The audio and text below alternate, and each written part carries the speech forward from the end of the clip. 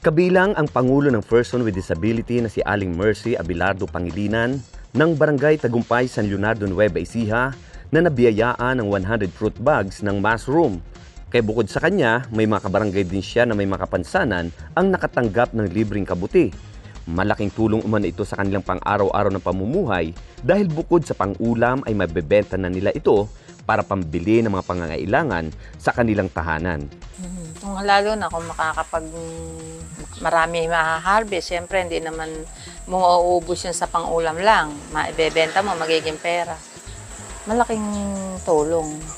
Maliban sa inaasahang kita ay nagiging paborito na rin nila itong ulam sa kanilang hapag. Dahil ang mushroom ay masarap na alternatibo sa karne ng manok o baboy.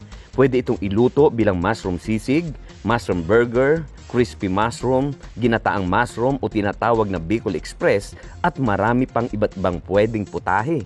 Nang aming kumustahin ang kanyang mga alagang kabuti, ay nakakuha kagad ito ng halos 1 kilo. Kaya ipinagluto pa niya ang crew ng TV48 ng masarap na Bicol Express na may kasamang sitaw. Iginisan niya lamang ito sa bawang, sibuyas at sinahugan ng dilis at ang kabuti ang nagsilbing karne. Ang pagkain ng 18 grams ng mushroom bawat araw ay nakakatulong upang maiwasan ang pagkakaroon ng cancer. Ayon sa Pennsylvania State University research na ang mga individual na kumakain ng medium size ng kabuti ay 45% ang tsansa na hindi magkaka-cancer kumpara sa hindi kumakain nito. Kilala ang mushroom na may mayaman sa vitamins, nutrients at antioxidant na nakakatulong rin upang gamutin ang mga lung disease. Pinaniniwalaan din ang mga kemikal na nilalaman ng kabuti ay nakakatulong upang labanan ang mga sakit sa baga.